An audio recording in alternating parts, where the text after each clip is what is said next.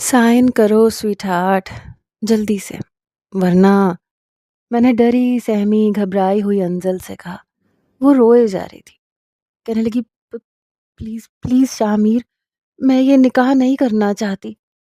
लेकिन मैंने ये सुनकर अपने हाथ की पुश्त उसके रुखसार पर फेरनी शुरू की। कहने लगा, ऐसे कैसे हो सकता है जाने मन?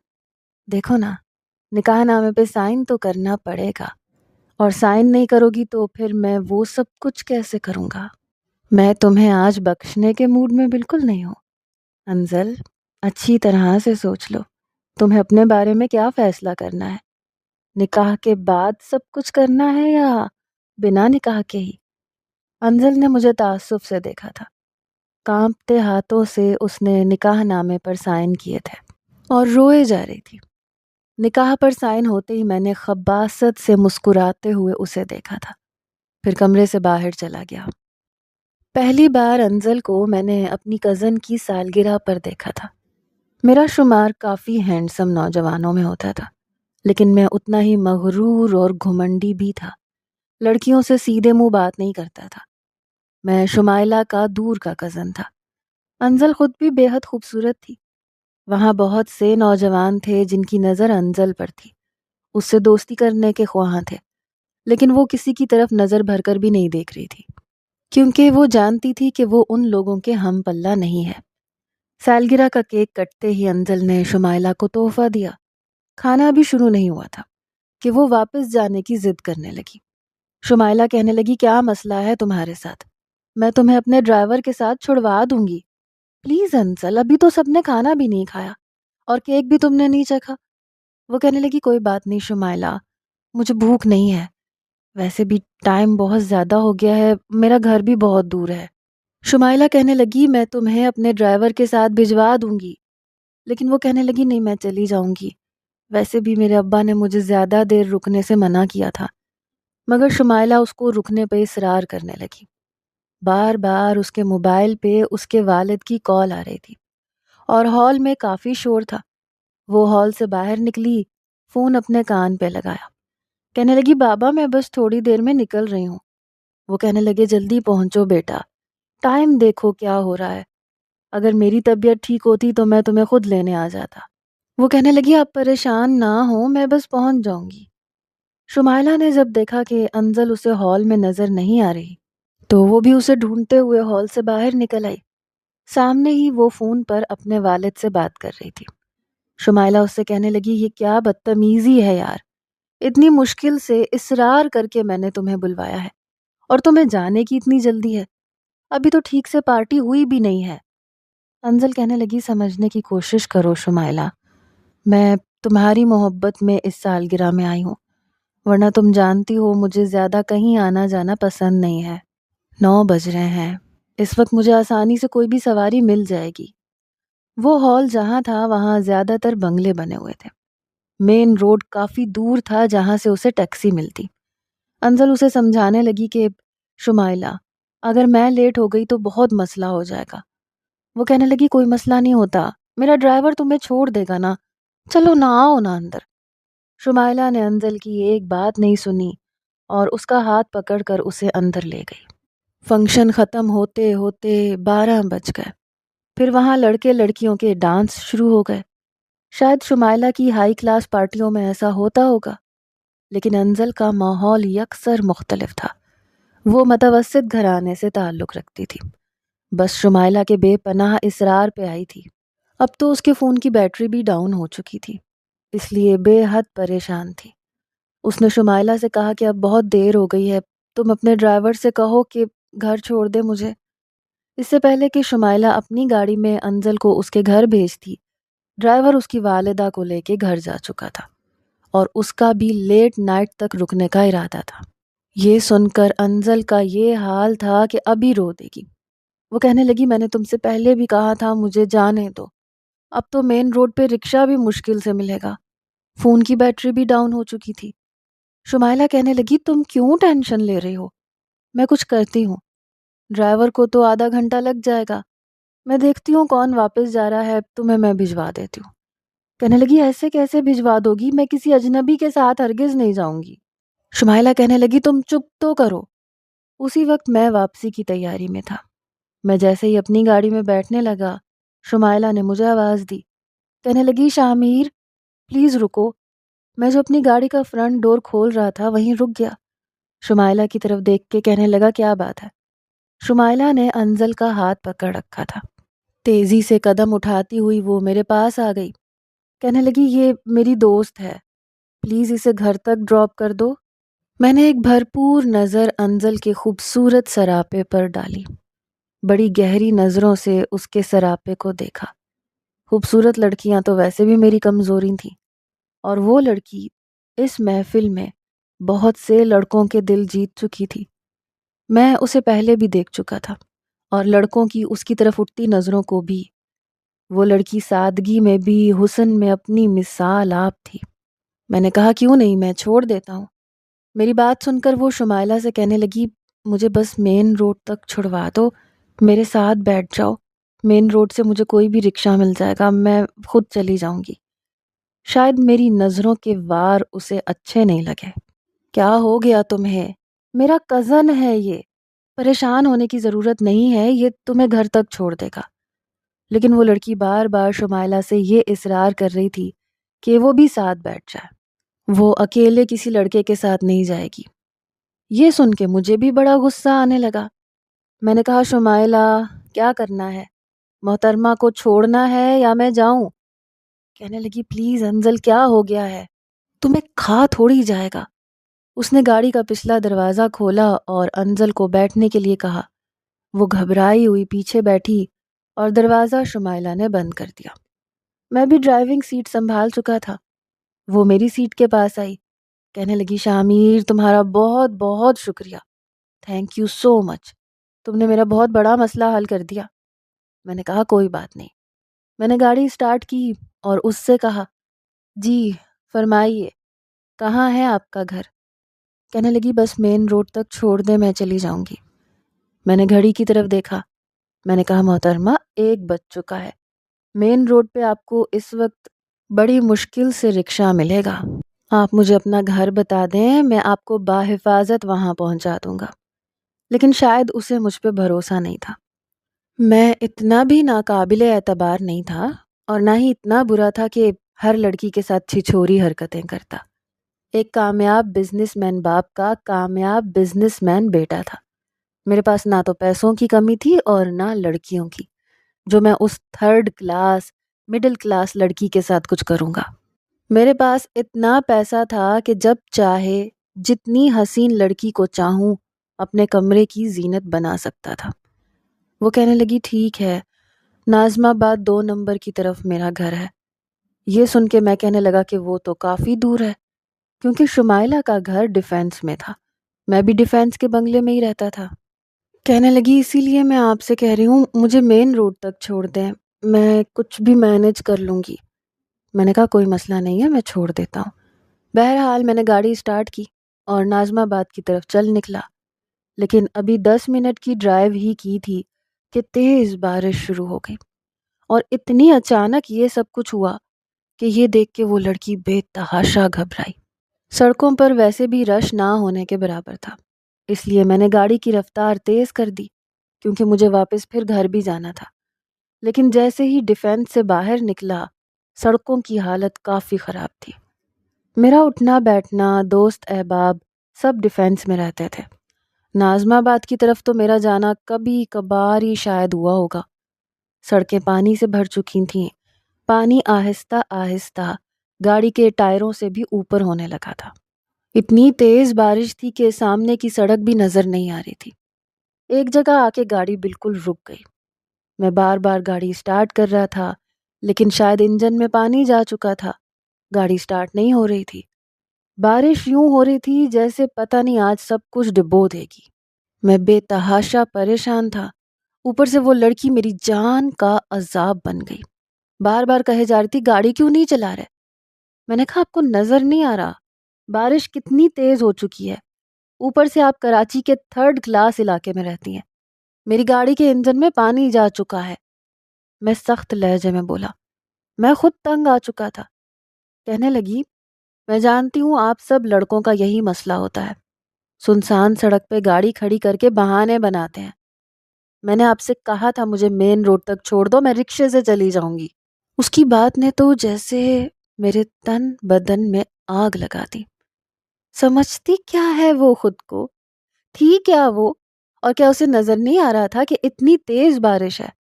میں نے کہا ٹھیک ہے محترمہ، اترے میری گاڑی سے اور پکڑیں رکشہ اور اپنے گھر چلی جائیں۔ میرا یہ کہنا تھا کہ اس نے پچھلی نشست کا دروازہ کھولا اور پوری قوت سے بند کیا جیسے اس کے باپ کی گاڑی تھی۔ میں نے کہا اے لڑکی، تمیز سے دروازہ بند کرو، تمہارے باپ کے پیسوں کی گاڑی نہیں ہے۔ میرا یہ کہنا تھا کہ اس نے فرنٹ سیٹ کے شیشے کے اندر سے مجھے جھانک کے دیکھا۔ کہنے لگی باپ کے پیسوں کی نہیں ہے، اسی لیے اتنی زور سے مار رہی ہوں۔ وہ بھی بڑے غصے میں تھی۔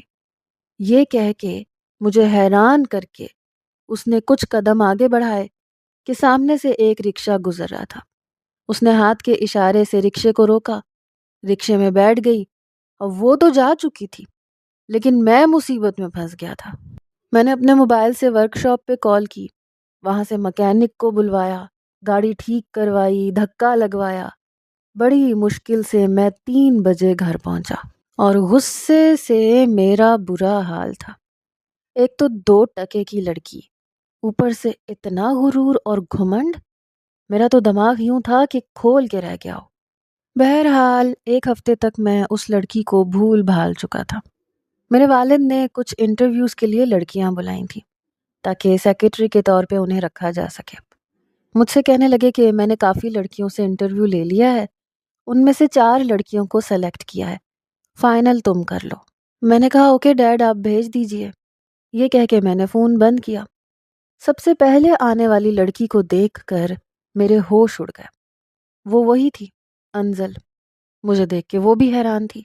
ماتھے پر بل ڈال کر میں نے کہا جی تشریف لائیے۔ وہ کافی جھجکتے ہوئے اندر داخل ہوئی، سامنے بیٹھ گئی، اپنے ڈاکیومنٹس اور سی وی والی فائل میرے سامنے رکھ دی۔ جب میں نے اس کے ڈاکیومنٹس دیکھے تو حیرانی کی بات تھی کہ وہ کافی اچھی اسٹوڈنٹ تھی اور پھر نوکری کا تھوڑا سا تجربہ بھی تھا، پہلے کہیں جاب کر چکی تھی، ذہین بھی تھی کیونکہ میرے والد اس سے انٹرویو لے چکے تھے اور یہ اس بات کی علامت تھی کہ ان کو انہوں نے چنا ہے تو یقیناً سوچ سمجھ کے ہی چنا ہوگا۔ میں نے کہا زبان چلانے کے علاوہ اور کیا کیا کرنا آتا ہے آپ کو؟ میرے اندر کی کڑواہٹ میرے لفظوں میں سمو گئی۔ اس نے اپنی فائل پکڑی اور کھڑی ہو گئی۔ میں تو اسے دیکھتا رہ گیا۔ میں نے کہا مس انزل جبران، میں نے ابھی آپ کو جانے کے لیے نہیں کہا۔ کہنے لگی مجھے معلوم نہیں تھا یہ آپ کا آفس ہے، نہیں تو میں یہاں کبھی بھی اپلائی ہی نہیں کرتی۔ میں نے کہا آپ تشریف رکھیے، میں اتنا بھی کم ظرف نہیں ہوں کہ ذرا ذرا سی بات پہ بدلہ لیتا رہوں۔ پلیز سٹ ڈاؤن مس انزل۔ وہ بیٹھ گئی۔ میں نے اس سے چند سوالات پوچھے اور اس نے مجھے بالکل ٹھیک سے جواب دیا۔ اسے کام کا کافی تجربہ تھا۔ میں نے باقی لڑکیوں کے بھی انٹرویو لیے، حالانکہ وہ بھی اچھی تھیں، لیکن جتنی خوبصورت وہ لڑکی تھی اتنی وہ باقی لڑکیاں نہیں تھیں۔ میں نے اسی کو سلیکٹ کیا تھا۔ کچھ دن بعد اس نے جوائن بھی کر لیا۔ جب میں آفس آیا تو وہ سامنے ہی اپنے کیبن میں بیٹھی لیپ ٹاپ پہ مصروف تھی۔ سفید رنگ کی کڑھائی والی چادر اس نے اپنے سر پہ لے رکھی تھی اور پورے جسم پہ لپیٹ رکھی تھی۔ یہ تک نظر نہیں آ رہا تھا کہ اس نے قمیض کس رنگ کی پہنی ہے۔ ہم مردوں کا ایک بہت بڑا مسئلہ ہوتا ہے، چاہے خود جتنے مرضی لبرل ہوں، ہماری فیملی جتنی مرضی لبرل ہو، ماڈرن ہو، لیکن مشرقی حسن دیکھ کے ہمارا دل ڈولنے لگتا ہے، اور وہ لڑکی مشرقی حسن سے مالا مال تھی۔ آنکھوں میں صرف کاجل تھا، اس کے علاوہ اور کچھ بھی نہیں تھا، لیکن وہ اتنی حسین تھی، سادگی میں بھی کئی فیشنیبل لڑکیوں کو مات دیتی تھی۔ میں اپنے کمرے میں آ کے بیٹھ گیا، یہ سوچنے لگا کہ جس دن یہ لڑکی تیار شیار ہو کے سامنے آئے گی تو تب تو قیامت لگے گی، کیونکہ سالگرہ پہ بھی اس لڑکی نے کوئی میک اپ نہیں کیا تھا، بالکل سادگی میں تھی۔ میں نے بہانے سے اسے اپنے کمرے میں بلایا۔ وہ کمرے پہ دستک دے کے اجازت طلب کر کے اندر آئی۔ کہنے لگی یس سر۔ میں نے ایک فائل اسے خواہ پکڑا دی۔ میں نے کہا اسے ری چیک کر کے میرے پاس لے کے آئیں۔ کہنے لگی اوکے۔ اس نے فائل پکڑی اور چلی گئی۔ میں بہانے بہانے سے کئی بار اسے کمرے میں بلاتا، بے فضول فائل پکڑا دیتا، لیکن پتہ نہیں کیوں اس کو دیکھ کر جی ہی نہیں بھرتا تھا۔ میں یہ چاہتا تھا اسے اپنے سامنے بٹھا کے بڑی فرصت سے اسے دیکھتا رہوں۔ میں اپنی کیفیت کو سمجھ بھی نہیں پا رہا تھا کہ میں ایسا کیوں چاہتا ہوں۔ پھر ایک دن میں نے ایک ملازم کو بلایا اور کہا کہ سامنے ٹیبل اور کرسی سیٹ کروا دو۔ اس نے ٹیبل اور کرسی سیٹ کروا دی۔ اگلے روز جب انزل آفس آئی تو میں نے انٹر کام پر کال کی۔ میں نے کہا آپ اپنا لیپ ٹاپ لے کر یہاں آ جائیں۔ وہ میرے کمرے میں اپنا لیپ ٹاپ کا بیگ لے کر آئی۔ میں نے سامنے ٹیبل اور کرسی کی طرف اشارہ کیا۔ میں نے کہا یہاں بیٹھ کے کام کریں گی آپ۔ وہ کہنے لگی وہ کیوں؟ میں نے کہا اس لیے کہ مجھے بار بار آپ کو فائل دینے کے لیے بلانا پڑتا ہے، اس لیے جو کام ہوگا میں یہیں آپ کو بتاتا رہوں گا۔ میرا مقصد کچھ اور تھا۔ ظاہر ہے وہ غریب لڑکی تھی، پیسوں کی وجہ سے کما رہی تھی، اس لیے پیسوں کے لالچ میں آ کر میرا دل بھی خوش کر سکتی تھی، اور مجھے بھی۔ پھر کیا حرج تھا؟ اس نے گہری سانس لی، اپنے لیپ ٹاپ کو نکالا، تب تک ملازم اس کی ساری فائلز لا کر اس کے پاس رکھ چکا تھا۔ جہاں وہ بیٹھی تھی وہ مجھے صاف دکھائی دے سکتی تھی۔ وہ کمپیوٹر ڈیزائننگ کرتی تھی اور اس کام میں کافی تجربہ بھی رکھتی تھی۔ بڑی تیزی سے اس کی انگلیاں چل رہی تھیں۔ وہ شاید کوئی ڈیزائن بنا رہی تھی۔ کمپیوٹر ڈیزائننگ مجھے بھی آتی تھی۔ میں کچھ دیر اپنی فائل پڑھتا رہا، گاہے بگاہے اسے بھی دیکھتا رہا۔ پھر اٹھ کے اس کے پاس آ گیا۔ کافی اچھا ڈیزائن بنا رہی تھی، اور وہ ڈیزائن پرنٹ آؤٹ کروا کے کمپیوٹر مشینز میں ڈلوا کے ہم نے اپنے برانڈ کی شرٹس پہ لگوانا تھا۔ میں اس کے پیچھے کھڑا اس کی ڈیزائننگ دیکھ رہا تھا۔ پھر میں تھوڑا سا قریب ہوا، اس کے چہرے کے پاس اپنا چہرہ لے کر گیا اور اپنا ہاتھ بڑھا کر ماؤس پر رکھ دیا جہاں پہلے سے اس کا ہاتھ تھا۔ وہ بری طرح سے سٹ پٹائی، بے ساختہ چہرہ ادھر کیا تو اس کے ہونٹ میرے سر کے بالکل قریب تھے۔ وہ بری طرح سے بوکھلا کے رہ گئی۔ میں اس کی کیفیت کو سمجھ گیا تھا، لیکن میں نے یہ ظاہر کیا جیسے کچھ ہوا ہی نہیں۔ اس کے ہاتھ کو اپنے ہاتھ سے ماؤس پر حرکت دی اور سامنے اسکرین پر دیکھنے لگا۔ میں نے کہا یہ ڈیزائن یہاں سے کچھ ٹھیک نہیں لگ رہا، اسے تھوڑا سا ریموو کر دیں۔ یہ بات میں اسے اسکرین پر انگلی رکھ کے بھی بتا سکتا تھا، لیکن میں اس کے لمس کو محسوس کرنا چاہتا تھا۔ کہہ سکتے ہیں کہ میں تھوڑا سا عیاش قسم کا لڑکا تھا۔ ہاں، شراب وراب نہیں پیتا تھا، نہ شراب کا عادی تھا، لیکن لڑکیوں کا نشہ کیا کم نشہ ہوتا ہے۔ وہ نشہ مجھے تھا۔ کبھی کبھی گناہ بھی کر جاتا تھا، لیکن سامنے لڑکی کی مرضی سے۔ بس یوں سمجھ لیں کہ پیسہ پھینک اور تماشا دیکھ والی مثال تھی۔ اس لیے مجھے لگتا تھا کہ ہر لڑکی بکاؤ ہے۔ پہلے بھی میں اپنی کتنی امپلائیز کے ساتھ دل لگی کر چکا تھا اور انہیں منہ مانگی قیمت بھی دے چکا تھا۔ اس لیے کسی لڑکی کی اتنی جرت نہیں تھی کہ مجھ پہ انگلی اٹھاتی۔ میں کوئی فلمی ہیرو نہیں تھا۔ یہ جو امیر ہوتے ہیں، بزنس مین بھی ہوتے ہیں، پیسے کی دین بھی ہو اور پھر وہ شریف انسان بھی ہو، ایسا حقیقت میں نہیں ہوتا، اور اگر یہ ہوتا بھی ہے تو بہت کم ہوتا ہے۔ شرافت اور دولت کبھی بھی ایک ساتھ کسی کو نصیب نہیں ہوتی۔ اس لیے مجھے آپ شریف بالکل مت سمجھیے گا۔ ہاں، لیکن میں نے کبھی کسی لڑکی کے ساتھ زبردستی کچھ نہیں کیا تھا۔ پیسے پھینکتا تھا، اشارے دیتا تھا، رسپانس آتا تھا تو پھر میں پیچھے نہیں ہٹتا تھا۔ میں نے محسوس کیا کہ اس کا ہاتھ میرے ہاتھ کے نیچے لرز رہا تھا۔ چہرے پر بے تحاشا بدحواسی تھی اور میں اس کی کیفیت سے حز اٹھا رہا تھا۔ مجھے مزہ آ رہا تھا، لیکن پھر میں نے اس کا ہاتھ چھوڑ دیا، خود بھی پیچھے ہٹ گیا۔ لیکن وہ لڑکی کافی سمجھدار تھی۔ کہنے لگی سر مائنڈ مت کیجیے گا، لیکن آئندہ اگر آپ کو ڈیزائن میں کوئی بھی ایشو ہو تو اسکرین پر انگلی رکھ کے مجھے بتا دیجیے گا، میرے قریب مت آئیے گا، مجھے برا لگتا ہے۔ اس نے میری اس حرکت کو اگنور نہیں کیا تھا، بلکہ مجھے فوراً سے وارن کیا تھا تاکہ میں آئندہ نادانستگی میں بھی اس کے ساتھ ایسا کچھ کرنے کی ہمت نہ رکھوں۔ میں نے کہا اوکے مس انزل، لیکن بخدا میرا ایسا کوئی ارادہ نہیں تھا۔ میں تو اکثر اپنے امپلائیز کو ایسا سمجھانے کے لیے ایسے کر دیتا ہوں اور کوئی بھی مائنڈ نہیں کرتا۔ مجھے نہیں لگتا کہ یہ ایسی بات ہے کہ اس پہ مائنڈ کیا جائے۔ ویسے بھی آپ ورکنگ وومنس میں شمار ہوتی ہیں تو ایسی بات سے تو باخبر ہوں گی، یہ سب تو چلتا ہے۔ کہنے لگی لیکن میرے ساتھ یہ نہیں چلتا۔ آپ اپنی باقی کی امپلائیز کے ساتھ کیا کرتے ہیں کیا نہیں کرتے، مجھے اس سے کوئی غرض نہیں ہے، لیکن پلیز آپ آئندہ مجھ سے فاصلہ رکھ کے بات کیجیے گا۔ پتہ نہیں کیوں وہ لڑکی ہمیشہ ایسے بات کرتی تھی جیسے میری تذلیل کر رہی ہو، اور میرے اندر آگ سی لگا دیتی تھی۔ میں نے کہا اوکے ٹھیک ہے۔ میں اپنی سیٹ پہ جا کے بیٹھ گیا۔ بار بار مجھے اس پہ غصہ آ رہا تھا۔ سمجھتی کیا تھی خود کو؟ بڑی مشکل سے میں نے خود کو ٹھیک کیا۔ شاید اندر ہی اندر یہ بات برداشت نہیں ہو رہی تھی کہ ایک مڈل کلاس معمولی سی لڑکی ہو کے مجھے یوں نخرے دکھا رہی ہے۔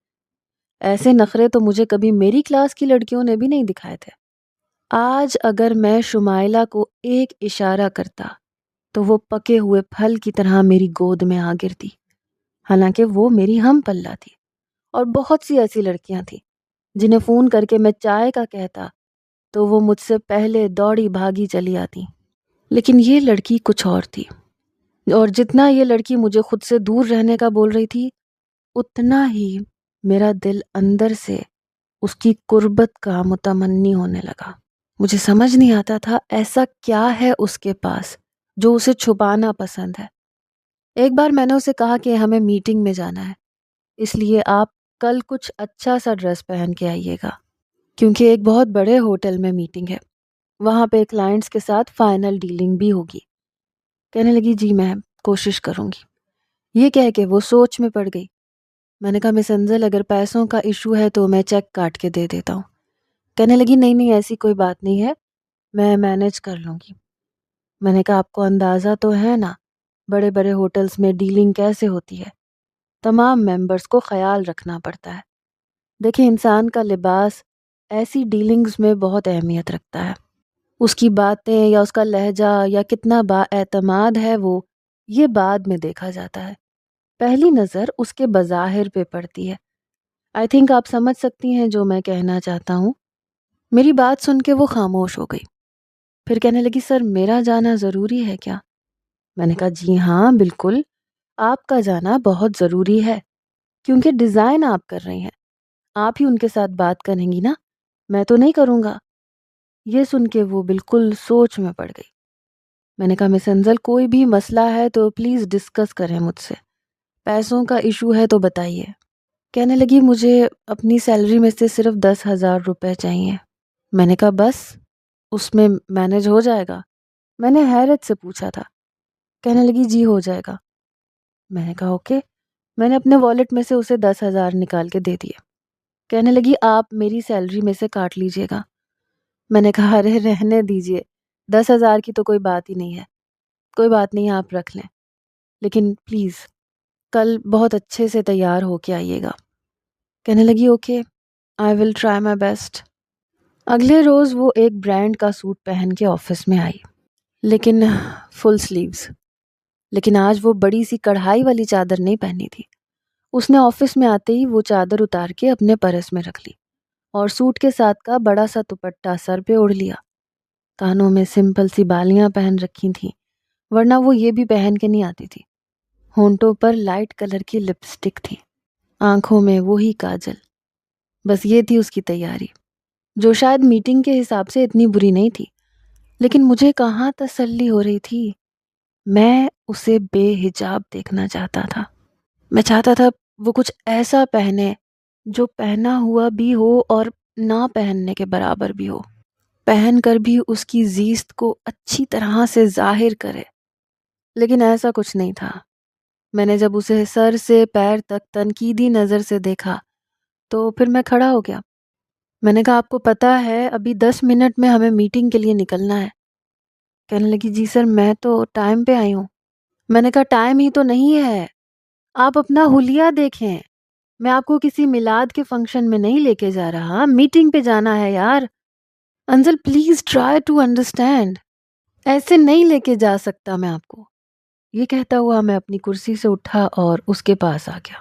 وہ کبھی اپنے کپڑوں کو دیکھنے لگتی، کبھی مجھے۔ اس کی آنکھوں میں حیرت تھی۔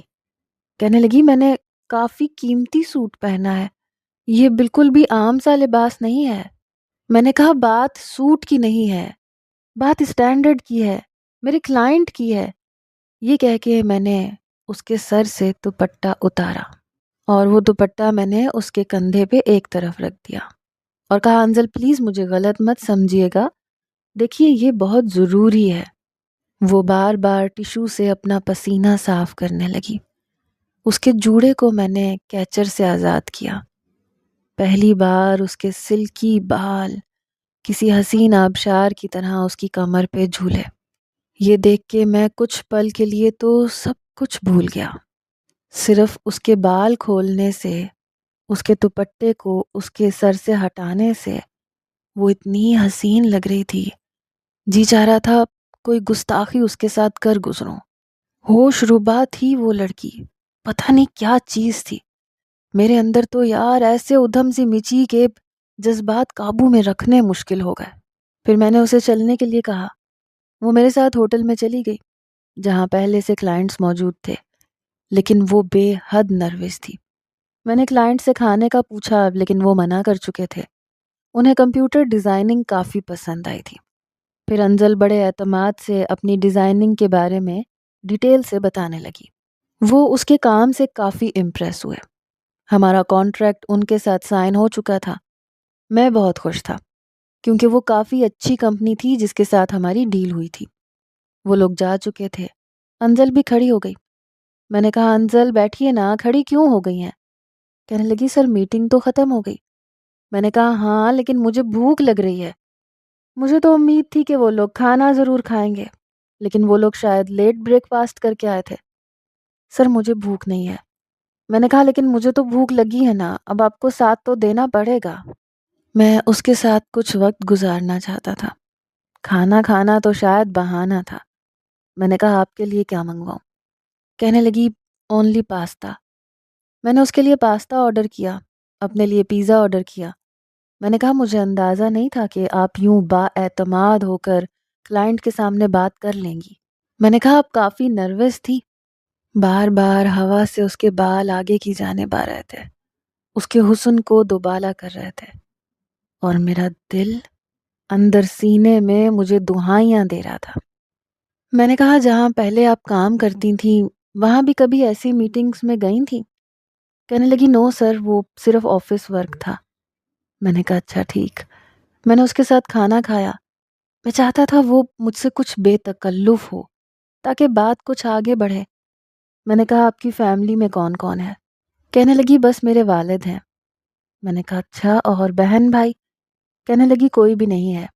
ایک والد صاحب ہیں جو بیمار رہتے ہیں، اس لیے مجھے جاب کرنی پڑ رہی ہے، ورنہ جب تک وہ تندرست تھے مجھے جاب کی نیڈ ہی نہیں تھی۔ کھانا کھانے کے بعد میں نے اسے کہا کہ میں اسے اس کے گھر تک ڈراپ کر دیتا ہوں۔ میں اس کے گھر کو دیکھنا چاہتا تھا۔ کہنے لگی آپ مجھے صرف مین روڈ تک چھوڑ دیجیے گا، اندر میں خود چلی جاؤں گی۔ یہ کہتے ہوئے اس نے اپنے لمبے بالوں کا جوڑا بنانا شروع کیا۔ جوڑا کر کے کیچر لگایا، دوپٹہ سر پہ لے لیا۔ 2 منٹ میں وہ بالکل ویسی ہی ہو چکی تھی۔ میں نے کہا گھر تک کیوں نہیں چھوڑ سکتا تاکہ آپ کو مجھے چائے پہ نہ بلانا پڑ جائے؟ میں نے مسکراتے ہوئے جان بوجھ کر یہ بات کہی تھی۔ کہنے لگی نہیں سر، یہ بات نہیں ہے سر، ایکچولی میں جس علاقے میں رہتی ہوں وہاں ان باتوں کو برا سمجھا جاتا ہے۔ اس لڑکی پہ انگلی اٹھائی جاتی ہے جنہیں باس کی گاڑی گھر چھوڑ کر جائے۔ میں نہیں چاہتی کہ کوئی مجھ پہ انگلی اٹھائے۔ میں نے کہا ٹھیک ہے۔ کافی پسماندہ سا علاقہ تھا جہاں وہ رہتی تھی۔ میں نے اسے مین روڈ پر ہی اتار دیا تھا، لیکن گاڑی سٹارٹ نہیں کی تھی۔ میں دیکھنا چاہتا تھا وہ کس گلی میں جاتی ہے۔ کافی دور چلنے کے بعد وہ ایک گلی میں مڑ گئی۔ میں اس دن بڑا خوش تھا کیونکہ میں نے اس سے اپنی ایک بات منوا لی تھی۔ اس کا مطلب باقی باتیں بھی وہ مان سکتی تھی، لیکن یہ شاید میری خوش فہمی تھی۔ اگلی بار میں نے اسے کہا کہ ہمیں پھر ایک میٹنگ پہ جانا ہے، لیکن مسئلہ یہ ہے کہ وہ کلائنٹ آؤٹ آف کنٹری سے آ رہے ہیں۔ انہیں میں نے ہوٹل میں بھی ٹھہرایا ہے۔ میٹنگ بھی اسی ہوٹل کے نیچے ریسٹورنٹ میں ہوگی۔ کہنے لگی اوکے ٹھیک ہے۔ میں نے کہا دیکھیں جس قسم کے لباس میں آپ آئی تھیں اب وہ مت پہن کے آنا۔ کہنے لگی کیا مطلب؟ اچھا خاصا لباس ہے اور پہلے بھی آپ کی میٹنگ کامیاب ہوئی ہے۔ میں نے کہا ہاں، لیکن یہ آؤٹ آف کنٹری سے ہیں کلائنٹس، تھوڑا بولڈ پسند کرتے ہیں، آپ تو جانتی ہی ہوں گی نا۔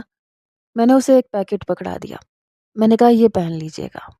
وہ میری طرف بڑھی اور وہ پیکٹ پکڑ لیا۔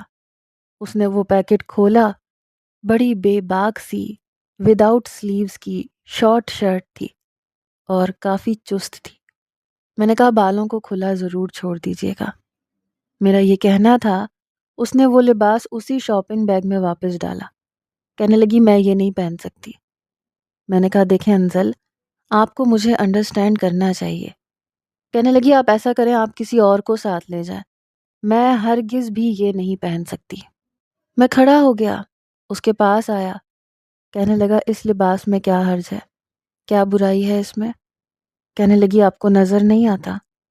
میں نے کہا دیکھیں دوپٹہ آپ کو اتارنا پڑے گا، پہلی بار تھا اس لیے میں نے آپ سے کچھ نہیں کہا تھا، اور پھر وہ میٹنگ اچھی ہو گئی، لیکن بار بار دوپٹوں کے ساتھ میٹنگ نہیں ہوتی۔ میں آپ کو ایک اسمارٹ سیلری دیتا ہوں، اس وجہ سے نہیں دیتا کہ آپ نیک پروین بن کے میرے ساتھ میٹنگز پر جائیں، تھوڑا سا بولڈ تو ہونا پڑے گا۔ کہنے لگی 1 مہینے میں نے آپ کی جاب کر لی، آپ اس کی سیلری اپنے پاس رکھ لیں اور نوکری کے لیے کسی اور لڑکی کو ڈھونڈ لیں۔ یہ کہہ کے وہ باہر جانے لگی۔ میں نے اس کو بازو سے پکڑ لیا، میں نے کہا اتنا ایٹیٹیوڈ کسے دکھا رہی ہو تم؟ ہو کیا تم؟ کیا چیز ہو؟ رہتی کہاں ہو؟ ایک معمولی سے پسماندہ سے علاقے میں، اور اکڑ کتنی ہے تم میں نے آج تک تم جیسی بدتمیز لڑکی نہیں دیکھی۔ دیکھو یہ میٹنگ میرے لیے بہت اہمیت رکھتی ہے، میں ایک دن میں کوئی دوسری لڑکی تمہاری جگہ لا کے نہیں بٹھا سکتا۔ کمپیوٹر ڈیزائننگ تم نے کی ہے، اس کی انفارمیشن تم جانتی ہو اور وہاں ڈیل تم کرو گی۔ کچھ بھی ہو جائے میں یہ کلائنٹ اپنے ہاتھ سے جانے نہیں دے سکتا، اس لیے شرافت سے اسے پہن کے ہوٹل پہنچ جانا۔ میں نے بڑے غضبناک لہجے میں کہا تھا، لیکن ایک زوردار تھپڑ اس لڑکی نے میرے منہ پہ مارا اور اپنا بازو چھڑوایا۔ کہنے لگی آپ کی ہمت کیسے ہوئی مجھ سے اس لہجے میں بات کرنے کی؟ کام کرتی ہوں اور اس کے پیسے لیتی ہوں، اپنے آپ کو دکھانے کے پیسے نہیں لیتی، اور نہ ہی میں ایسی بے پردگی کروں گی۔ کیا سمجھتے ہیں آپ؟ ایک بار آپ کے کہنے پہ سر سے دوپٹہ اتار دیا، اپنے بالوں کو کھول لیا، تو آپ نے سمجھا کہ بس ٹھیک ہے، اب کھلی چھٹی ہے۔ یاد رکھیے گا مسٹر شاہ میر، اگر آئندہ مجھے یوں دھمکانے کی اور ہاتھ لگانے کی کوشش کی، میں منہ توڑ کے رکھ دوں گی۔ لعنت بھیجتی ہوں میں آپ کی نوکری پہ، اور اپنی سیلری اپنے پاس رکھ لیجیے گا اور اپنا نقصان پورا کر لیجیے گا۔ یہ کہہ کے اس نے اپنا پرس اٹھایا اور وہاں سے چلی گئی۔ میرا گال تو جیسے سلگ کے رہ گیا۔ تھپڑ میرے منہ پہ پڑا تھا لیکن اس کی چھاپ میرے دل پہ جا کے لگی تھی۔ میں نے کہا چھوڑوں گا نہیں تمہیں۔ شاہ میر مرتضیٰ کو تم نے سمجھ کیا رکھا ہے انزل جبران؟ شاہ میر کا وعدہ ہے تم سے، تمہیں اپنے سامنے گھٹنے ٹیکنے پہ مجبور نہیں کیا، اور اپنے تھپڑ کا بدلہ تم سے نہیں لیا تو میرا نام بدل دینا۔ میں نے پیپر ویٹ اٹھایا اور زور سے زمین پہ پھینکا۔ السلام علیکم ناظرین، جلدی جلدی کمنٹس میں بتائیں کہ آپ کو آج کی ایپیسوڈ کیسی لگی۔ آپ کے کمنٹس اور آپ کی رائے ہمارے لیے انرجی ٹونک کا کام دیتے ہیں، ہمیں یہ اندازہ ہوتا ہے کہ آپ کو ہماری لکھی ہوئی سٹوریز کیسی لگتی ہیں۔ آپ کے آنے والے کمنٹس ہماری ہمت کو بڑھاتے ہیں، اس لیے پلیز کمنٹ ضرور کیا کریں۔ بہت شکریہ، اللہ حافظ۔